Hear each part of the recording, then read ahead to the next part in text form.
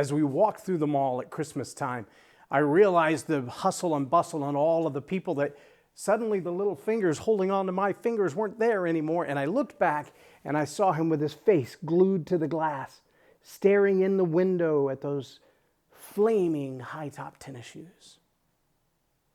I had wandered on probably 20 or 30 feet and he hadn't realized it yet. But when he looked up and saw that I wasn't there, that he didn't have a hold of my finger and I wasn't waiting for him, he looked around and he said, "I'm lost!" And then he looked around some more to see who noticed, and no one in the mall stopped. Hundreds of people Christmas shopping. And then he noticed a young man working at the Levi Strauss store. And he ran up to him and he looked up at this young man and he said, "I'm lost!" And the young man turned and went inside the store without even acknowledging his presence. My 3-year-old chased him into the store, followed him all the way up to the counter. By the time he got around the counter, my young son was hanging on the edge of the counter and he says to him again, "I'm lost!" No response.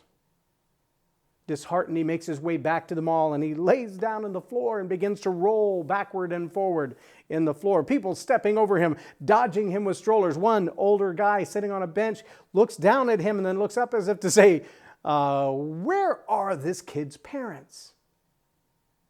Then the older guy and I locked eyes and I kind of nodded and winked.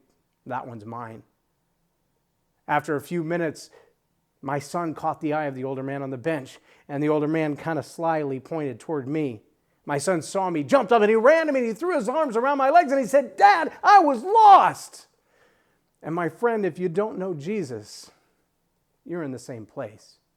You don't know it yet, but you're lost in a sea of people who couldn't care less about your eternity. But the God of the universe, He does, and He paid a price to buy you back. I'm J Loren Norris with your 2 minutes of transformation.